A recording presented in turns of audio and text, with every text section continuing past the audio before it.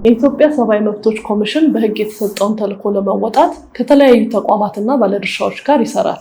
የኢሰመኮ የኮሚሽነሮች ጉባኤ ሰኔ 2015 ዓ.ም ያጸደቀው የአጋርነት መምሪያ ኮሚሽኑ የፓሪስ መርሆችን መሰረት በማድረግ ከተለያዩ አጋር ባለድርሻ አካላት ጋር የሚኖረውን ግንኙነት፣ የአሰራር ሂደቶችን፣ የአጋርነት አይነቶችና ስልቶችን በዝርዝር ያስቀምጣል። ኢሰመኮ በቅርበት በአጋርነት ከሚሰራባቸው ዘርፎች መካከል የሲቪል ማህበራት ዋነኞቹ ናቸው። በሀገራችን በርካታ መንግስታዊ ያልሆኑ ድርጅቶች፣ የሲቪል የሙያና ማህበረሰብ አቀፍ ማህበራት እንዲሁም የሃይማኖቶችና የባህል መሪዎች ወዘተ ይገኙበታል። ኢሰመኮ ከእነዚህ አጋሮች ጋር በጋራ በሰብአዊ መብቶች ዙሪያ ስትራቴጂያዊ በሆነ መልኩ የሚሰራበት የኢሰመኮና የሲቪል ማህበራት የትብብር መድረክ ነሐሴ 2012 ዓ.ም በማቋቋም በተለያዩ የሰብአዊ መብቶች ዙሪያ በፌዴራል ደረጃ እንዲሁም ከያዝነው ዓመት ጀምሮ ደግሞ በክልሎች ደረጃ እየሰራ ይገኛል። የትብብር መድረኩ ዋና ዓላማ ኢሰመኮና ሲቪል ማህበራት በሀገራዊ አዎንታዊና አሳሳቢ የሰብአዊ መብቶች ጉዳዮች ላይ በመደበኛነት የሚወያዩበትን ምቹ ሁኔታ መፍጠር፣ የሲቪል ማህበራት በሰብአዊ መብቶች ግንዛቤ፣ ጥበቃ፣ ክትትል፣ ሪፖርትና ውትወታ ላይ አቅማቸውን መገንባት፣ የሲቪክ ምህዳሩን ለመጠበቅ ለማስፋፋትና እንዲሁም በአጠቃላይ የሀገራችን የሰብአዊ መብቶች ሁኔታ ለማሻሻልና የሰብአዊ መብቶች ባህል የሆኑባትን የኢትዮጵያን ለማየት የበኩላቸውን ድርሻ ለመወጣት ነው። ታህሳስ 1 ቀን 2018 ዓ.ም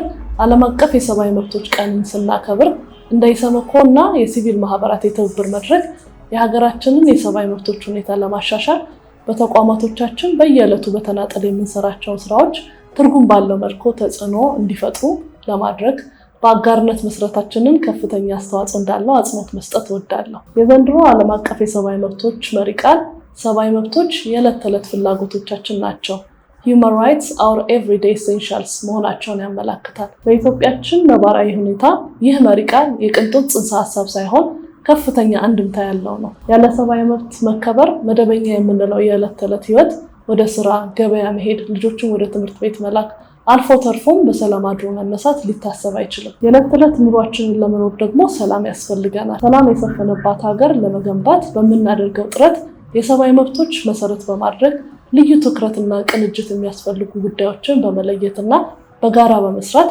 ሰብአዊ መብቶችን የበለጠ ማስፋፋት፣ ለተፈጸሙ የሰብአዊ መብቶች ጥሰቶች ተጠያቂነትን፣ ለተጎዱ ሰዎች ፍትህና መልሶ የማገገም አገልግሎቶችን ማረጋገጥ ይጠበቅብናል። የምክክር መድረካችን በመጪው ጊዜ እውነትንና ማስረጃን መሰረት ያደረጉ የሰብአዊ መብቶች ተግባራትን በማከናወን ለተጎጂዎች እውነተኛ ፍትህን ለማስፈን፣ ለሀገራችን ደግሞ እውነተኛ ሰላምን ለማምጣት የበኩሉን አስተዋጽኦ ያደርጋል ብለን እናምናለን። ሰብአዊ መብቶች የዕለት ተዕለት ልምዳችን፣ ሰላም፣ የህግ የበላይነትና ፍትህ ደግሞ የመግባቢያ ቋንቋችን እንዲሆኑ በአጋርነት እንድንሰራ በኢሰመኮ እና በሲቪል ማህበራት የትብብር መድረክ ስም ጥሬን አቀርባለሁ። አመሰግናለሁ።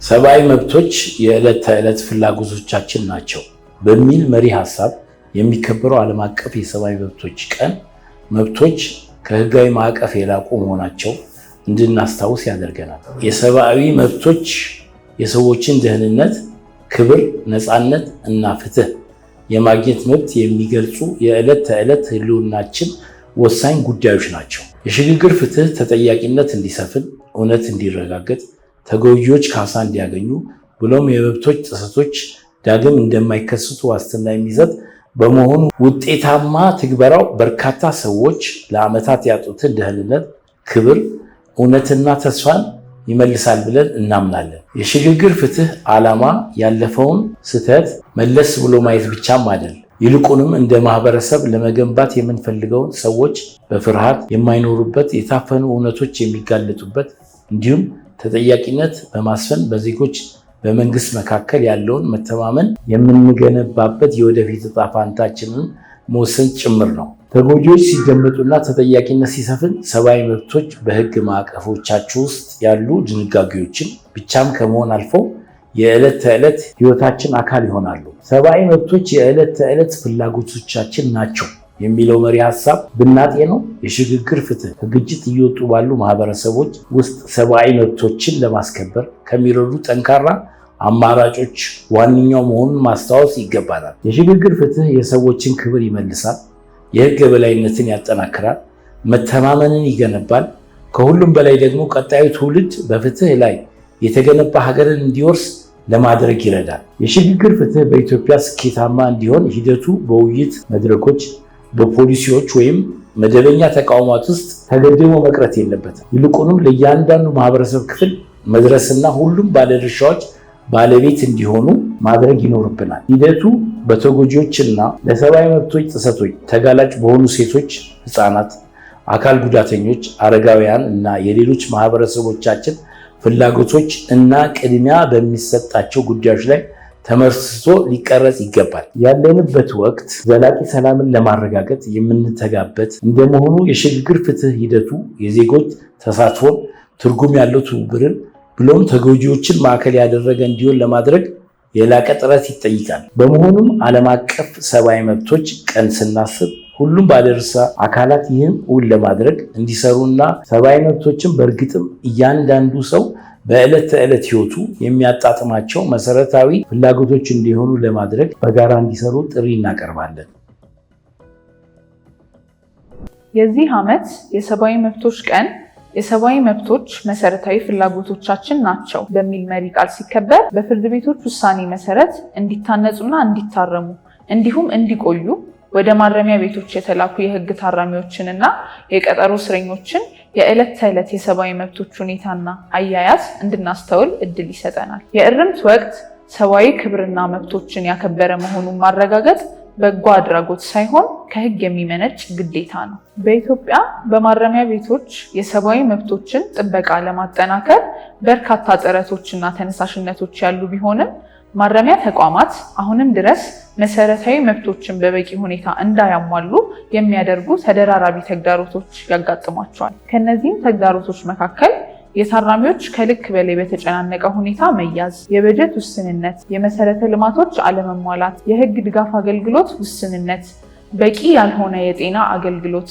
እንደ ምግብ፣ ውሃና መኝታ ያሉ መሰረታዊ ፍላጎቶች አለመሟላት፣ በማረሚያ ቤቶች ውስጥ ከወላጆቻቸው ጋር እንደሚገኙ ህፃናት፣ ወጣት ጥፋተኞች፣ አረጋውያን፣ የአእምሮ ህሙማን እና አካል ጉዳተኞች ያሉ ተጋላጭ ቡድኖች ልዩ አያያዝ አለመኖር፣ የቴክኖሎጂ እና የታዳሽ ኃይሎች አጠቃቀም ውስንነት በዋነኝነት ይጠቀሳሉ። የታራሚዎችን የሰብአዊ መብቶች መከበር ማረጋገጥ ህግን የማክበር ጉዳይ ብቻ አይደለም። ታራሚዎችን በተገቢ ሁኔታ በማረምና በማነጽ ወደ ማህበረሰቡ እንዲቀላቀሉ ማድረግ የማህበረሰቡን ደህንነትና መረጋጋት በማረጋገጥ ረገድ ወሳኝ ሚና ይጫወታል። ፍትሃዊ የሆነ የማረም ማነጽ ሂደትን ማጠናከር፣ የበጀት ማሻሻያዎችን ተግባራዊ ማድረግ፣ አስፈላጊ የህግ ማሻሻያዎችን በማድረግ አማራጭ ቅጣትን ተግባራዊ ማድረግና የመልሶ መቀላቀል ስራ መተግበር፣ የህግ ድጋፍ አገልግሎትና የፍትህ ተደራሽነትን ማስፈን፣ ትምህርትና ስልጠናን ማጠናከርና ሌሎችንም መፍትሄዎች በተግባር ማዋል ያስፈልጋል። በዚህ የሰብአዊ መብቶች መታሰቢያ ቀን መንግስታዊና መንግስታዊ ያልሆኑ ተቋማት፣ የሲቪል ማህበራት፣ የልማት አጋሮች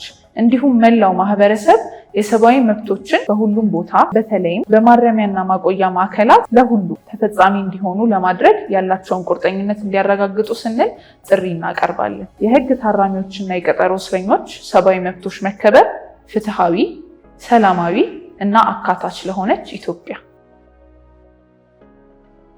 ዓለም አቀፍ የሰብአዊ መብቶችን ቀንን በምናከብርበት በዚህ ወቅት አንድ መሰረታዊ እውነታ ይታወሰናል። የሴቶችና የህፃናት መብት የሰብአዊ መብቶች ናቸው። እነዚህ መብቶች እንደ አማራጭ የምናያቸው፣ የምንደራደርባቸው ወይም ሁለተኛ ደረጃን የሚይዙ ጉዳዮቻችን አይደሉም። ይልቁንም ለማንኛውም ማህበረሰብ ክብር፣ እኩልነትና ደህንነት ምሰሶዎች ናቸው። ይህ ቀን ሁላችንም እነዚህ መብቶች ለመጠበቅ ያለንን ቁርጠኝነት እንድናድስ ጥሩ አጋጣሚ ይፈጥርልናል። የጾታ እኩልነትን ለማስፈን፣ ህፃናትን ለመጠበቅ እና ለሚፈጸሙ ጥሰቶች ተጠያቂነትን ለማረጋገጥ ያለንን የማያወላወል ቁርጠኝነት በድጋሜ ለማረጋገጥ ያግዘናል። የሰብአዊ መብቶች ጥሰቶችን ለመከላከል የሚያግዙ ስርዓቶችን ለማጠናከር፣ የህግ ማሻሻያዎችን ለማበረታታት፣ የሴቶችና የህፃናትን ድምፅ ለማጉላት ከመንግስታዊ ተቋማት፣ ከሲቪል ማህበራትና ከማህበረሰቡ ጋር በቅርበት መስራታችንን እንቀጥላለን። ሰብአዊ መብቶችን የማክበርና የማስከበር ኃላፊነት በተወሰኑ ተቋማት ላይ ብቻ የሚወድቅ ሳይሆን እያንዳንዳችንም የዕለት ተዕለት ኃላፊነት መሆኑን ልብ ማለት ያስፈልጋል። ወላጆች፣ መምህራን፣ መሪዎችና የህብረተሰብ ክፍሎች ሁሉ ሴቶችና ህፃናትን ከጥቃት ነፃ ሆነው ከፍርሃት ተላቀውና ሙሉ አቅማቸውን ለማውጣትና ለመጠቀም የሚችሉባትን ኢትዮጵያን በመገንባት ረገድ የላቀ ሚና አላቸው። በዚህ ዓለም አቀፍ የሰብአዊ መብቶች ቀን የሴቶችና የህፃናት መብቶች ለፍትሃዊ፣ ሰላማዊና እኩልነት ለሰፈነባት ኢትዮጵያ መሰረት መሆናቸውን በግልጽና በድፍረት ለመናገር በአንድነት እንቁም። ሰብአዊ መብቶች ተፈጥሯዊ ጸጋችን እንደመሆናቸው መጠን ከዕለት ተዕለት ጉዳዮቻችን ጋር በቀጥታ የሚገናኙ መሆናቸው እንግዳ ነገር አይደለም። የዘንድሮውን የሰብአዊ መብቶች ቀን መሪ ሀሳብ ሰብአዊ መብቶችን ከእያንዳንዱ የዕለት ተዕለት ጉዳዮቻችን ጋር ለማገናኘት የተፈለገውም ከዚሁ ጋር በተገናኘ ምክንያት ነው። ሁሉም ሰው ክብሩ ተጠብቆ ከሌሎች ጋር በእኩልነት እና በነፃነት እንዲኖር በጤና፣ በትምህርት፣ በስራ በሌላም በማንኛውም ህዝባዊ ጉዳይ እኩል ተሳትፎ ማድረጉን ማረጋገጥ ተገቢ ነው። አካል ጉዳተኞች እና አረጋውያን ግን ይህ አይነቱ እኩል እድል ለዘመናት ተነፍጓቸው ቆይቷል።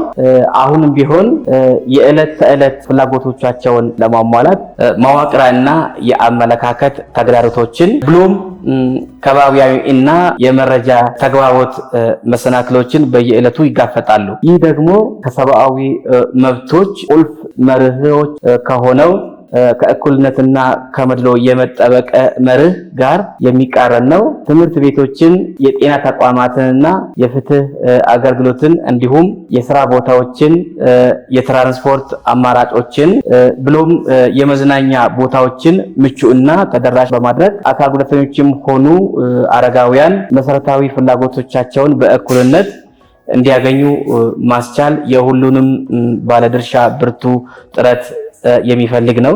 አጋጣሚው እድሜውና የአካል ጉዳት ሁኔታን መሰረት አድርገው የሚፈጸሙ አድሎችን በማስወገድ የአካል ጉዳተኞች እና የአረጋውያን በሁሉም የህይወት መስኮች ተካታችነት ለማረጋገጥ ቁርጠኝነታችንን ለማሳደስ ይረዳናል። ሰብአዊ መብቶች ወይም ተፈጥሯዊ ጸጋዎቻችን በቃል ብቻም ሳይሆን በተግባር ለሁሉም ሰዎች ይሆኑ ዘንድ በስኬቶቻችን ተበረታተን አካል ጉዳተኞች እና አረጋውያን በነፃነትና በክብር የሚኖሩበት ማህበረሰብ ለመገንባት እንትጋ የሚለውን መልእክታችንን እናስተላልፋለን።